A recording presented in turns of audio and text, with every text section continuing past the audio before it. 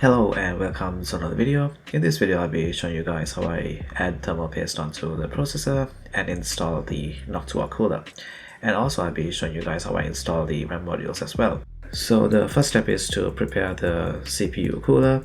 So here is one screw and the other screw is below the fan here. In order to access the screw I have to remove the fan. The fan is held by two clips here. I'm gonna pull one clip down to release it. And then I'm going to do the same on the other side, and then the fan should come out very easily. And next I'm going to remove this plastic protective case here. This is the contact surface that is going to go on top of the Ryzen processor. So this is the Ryzen processor. I'll have a link on how I install the processor in the description below. Here I'm going to use ceramic thermal paste. I already had this open. The Noctua cooler has thermal paste in the accessories box that you can use if you don't have thermal paste. I'm going to apply a little bit of thermal paste onto the processor.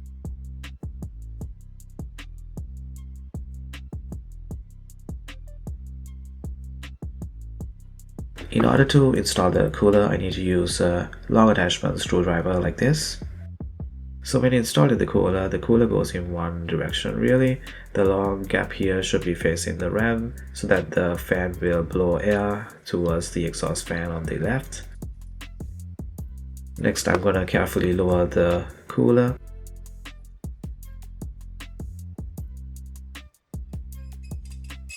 And I'm going to do some micro adjustments and try to get the screw in.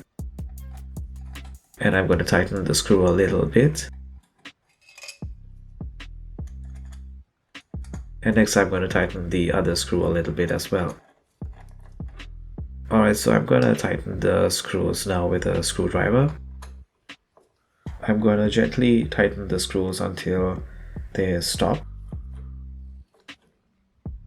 So here we have Vulcan Z RAM by T-Force. These are 32 gig RAM running at 3200 DDR4 speeds. And going to the back we have some additional details regarding the RAM modules. Alright, and now let's get into the unboxing.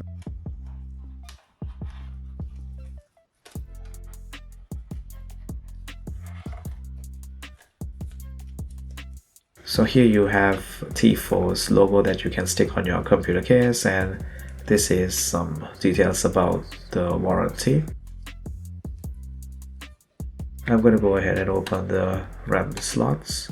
RAM modules for the Ryzen processor needs to be installed on slots A2 and B2.